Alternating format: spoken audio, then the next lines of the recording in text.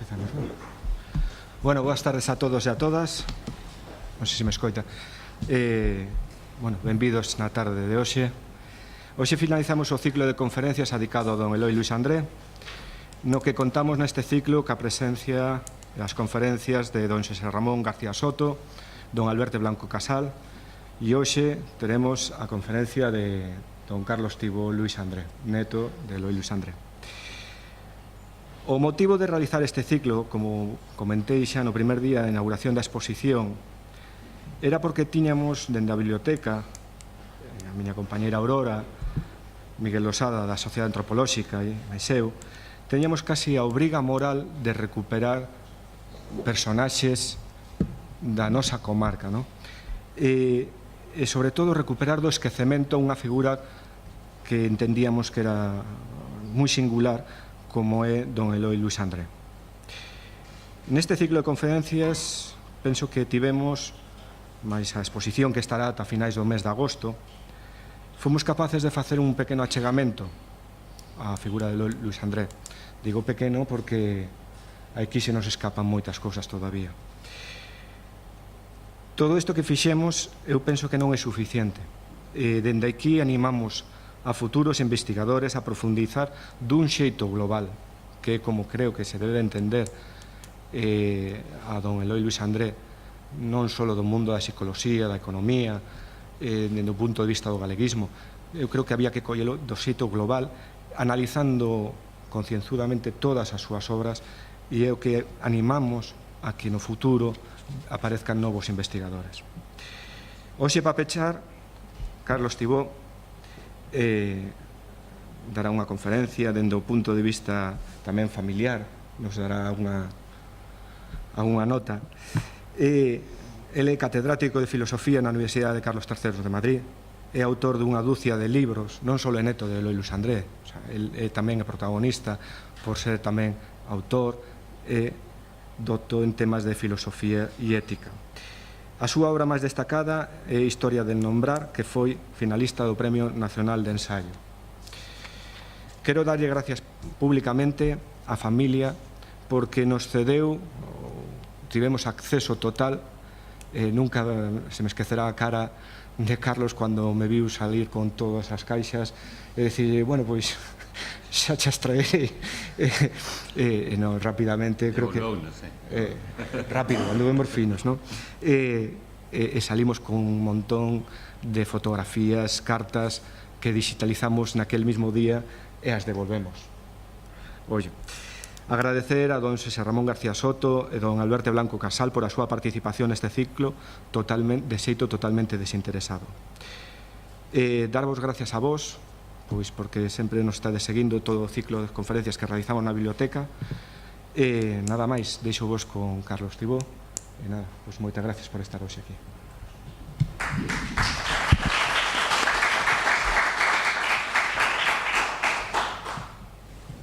Moitas gracias a Vicente, a Aurora, a Biblioteca Municipal de Verín. Fixeron un traballo sorprendente. Eu entereime de moitas cousas que non sabía, fixeron un traballo de contacto cas universidades alemanas, de búsqueda dos artigos na prensa galega, e se non viches ainda a exposición arriba, invito vos que o fagáis porque realmente é maravilloso. Entón, quería empezar agradeciendo á biblioteca, esta magnífica biblioteca que tendes, que é unha joia, o traballo que fixeches e a invitación. Quero tamén lembro con este ciclo o homenaxe que se fixo en Vilar de Bos fai moitos anos, ahora que está digno aquí, que daquela estaba aí no Concello, pois lembro tamén o esforzo do povo de Vilar de Bos para recuperar a figura de Eloi, e quero darvos a vos as gracias por estar hoxe aquí.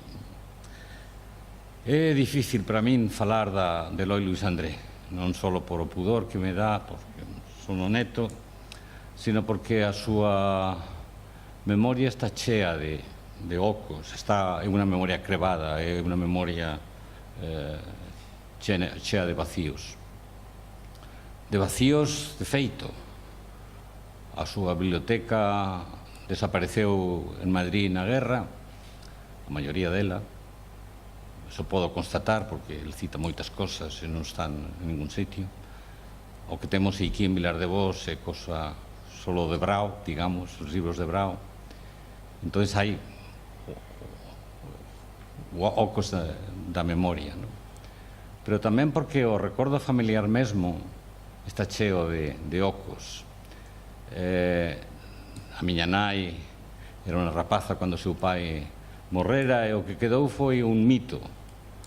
Un mito, por exemplo, da relación de Eloi con seu avó, Anselmo, con que se educou.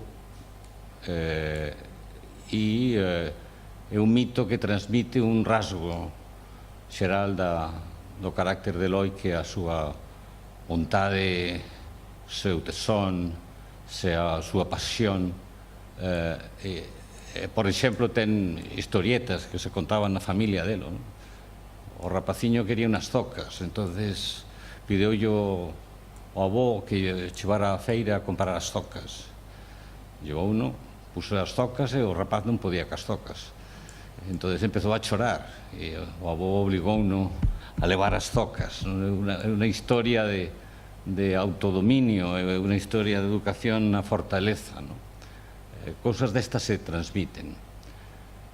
Mais do que a mí me importou sempre, da súa posición na vida, da súa posición política, a familia non tiña memoria.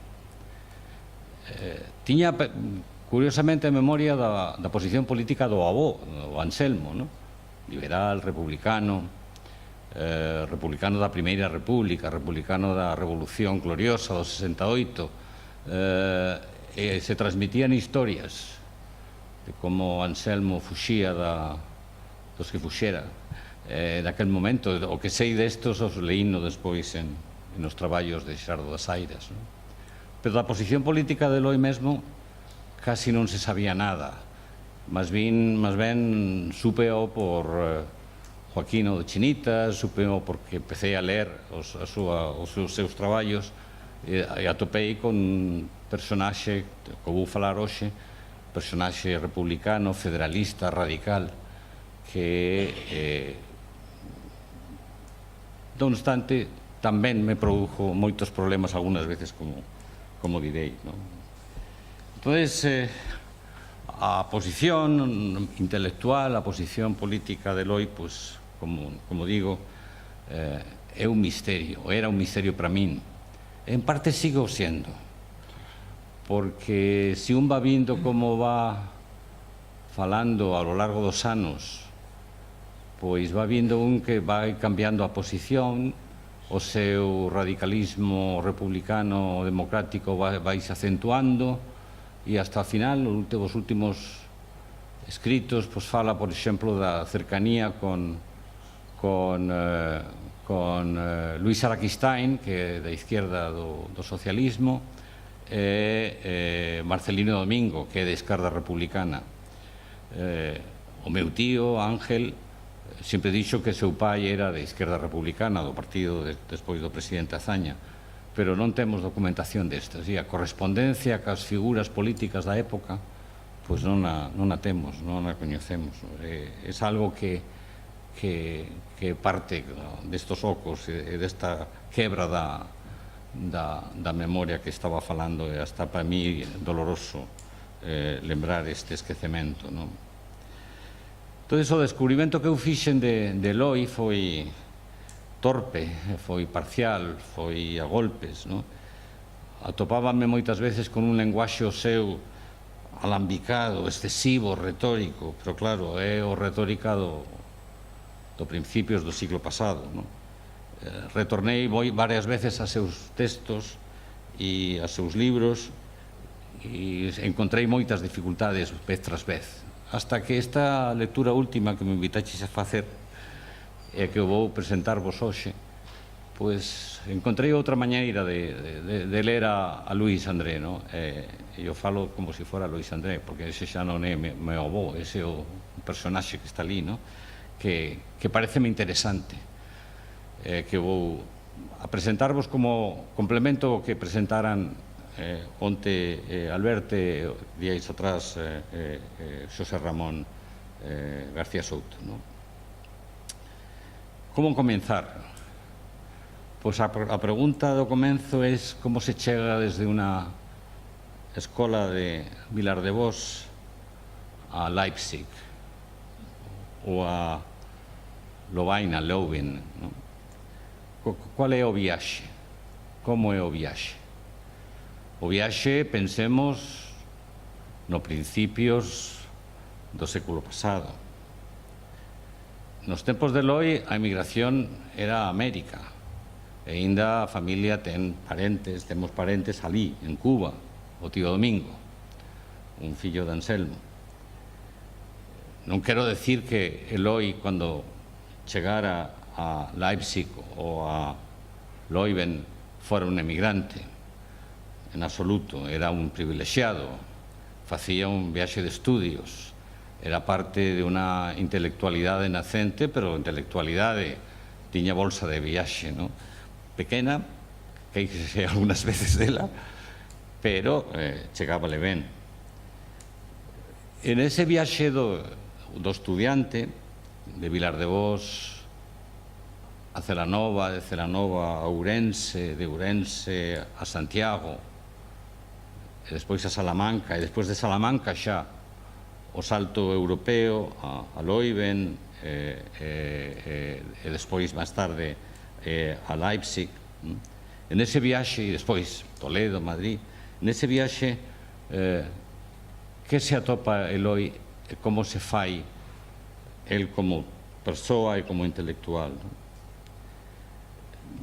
O viaxe de Eloi é un viaxe que vai desde unha Galiza rural, de camiños e de corredoiras, atrasada, de unha España de unha modernidade non cumprida, unha España burguesa nas cidades, industrial en algunhas partes, mercantil, capitalista. Esa España solo en algunos lugares atopa con unha Europa que ten unha modernidade cumprida, onde todos estes rasgos que dixen, burgueses, capitalistas, industriales, están desarrollados a máximo. A mirada de Eloi, o dicen en distintos lugares, é de sorpresa, é descubrimento de outro mundo.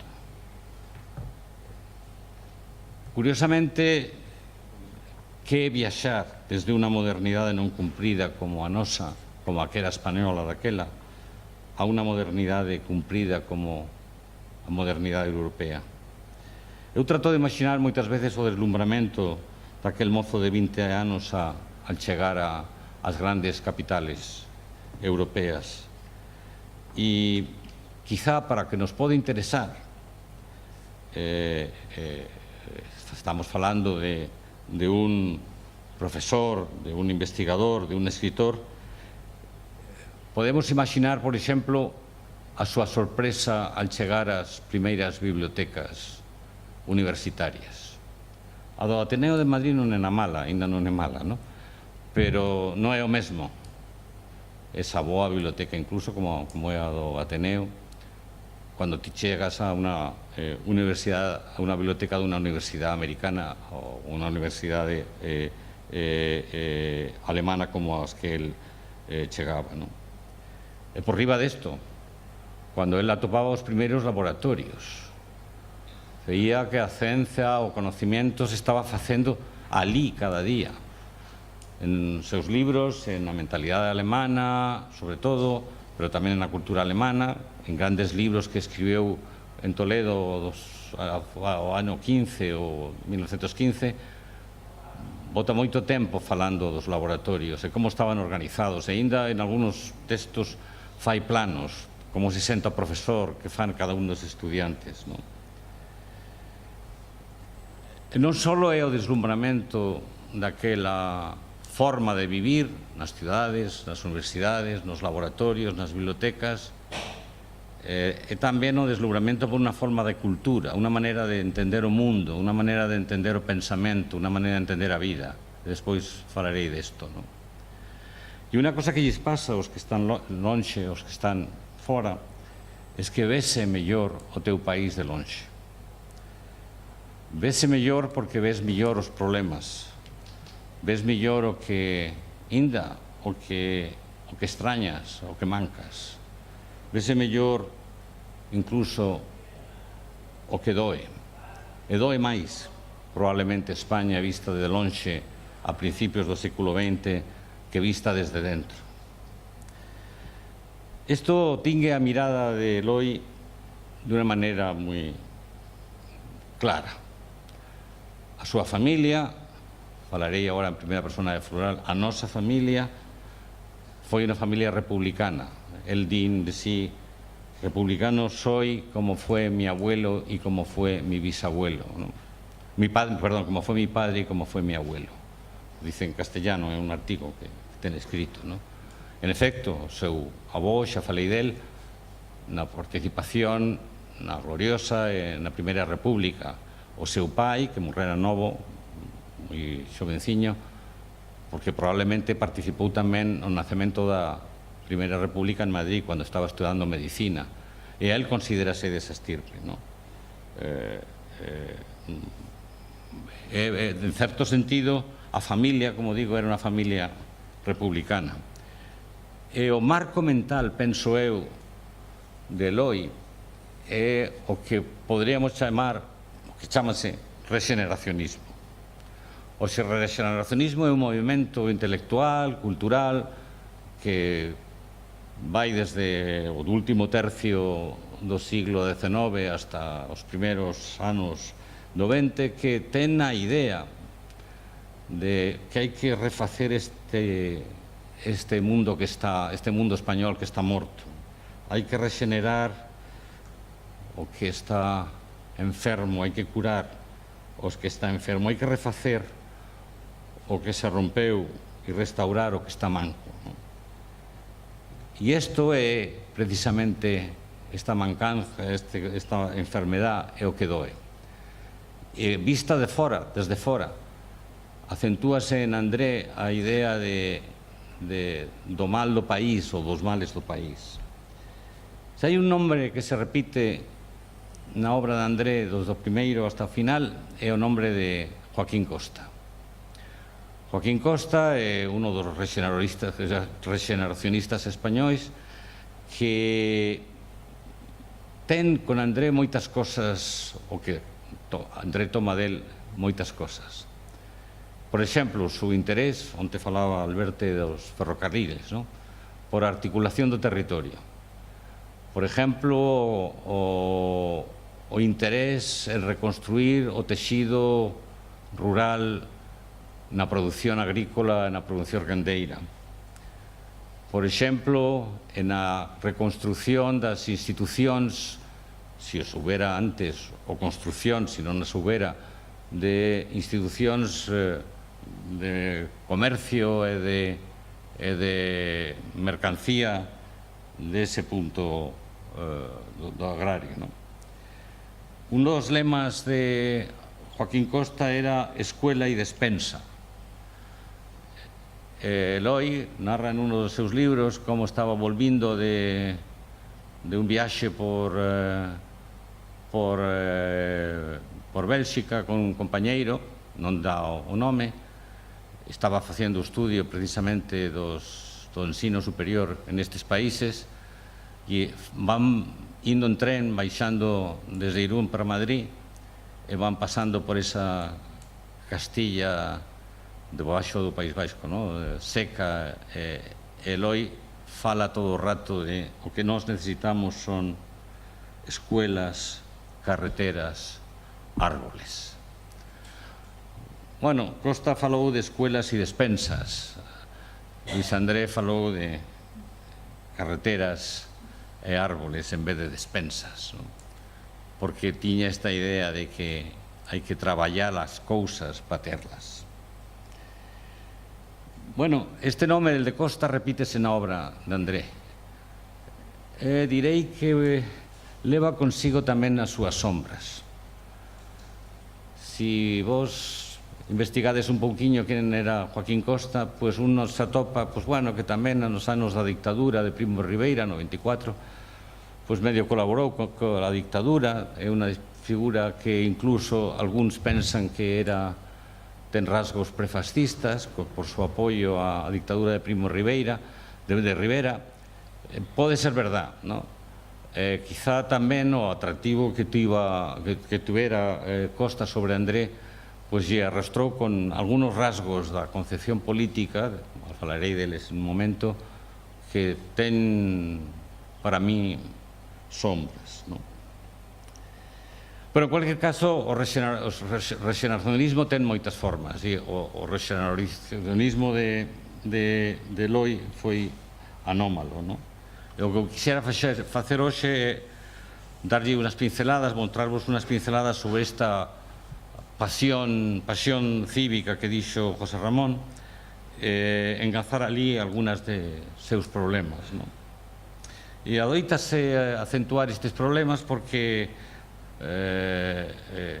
non podemos pensar que a figura de Eloi poda ser recuperada tal cual. Os tempos cambiaron moito, a dos gracias tamén cambiaron as ideas, non? Por exemplo, problemas que tivo, xa se ha mencionado aquí estes días, non? Con la Institución Libre de Enseñanza. A Institución Libre de Enseñanza foi unha institución renovadora na pedagogía no ensino xeneral, e incluso movimento cultural, coa residencia de estudiantes, co Instituto Escuela, etc., que foi importante en la España dos años 20. A Institución Libre de Enseñanza naceu do mismo tronco do rexeneracionismo vía krausismo. André, xa nos recordaran Alberto e José Ramón, foi discípulo, alumno de un krausista importante quinourense, Sieiro, probablemente eso está ali, do baixo, en súa formación. Entón, como é que un rexeneracionista como Eloi peleaxe cos rexeneracionistas da Institución Libre de Enseñanza, que son en parte, insisto, parte do movimento de reforma importante que dará paso á Segunda República. Bueno, tratar de entender como o rexeneracionismo anómalo de Eloi é distinto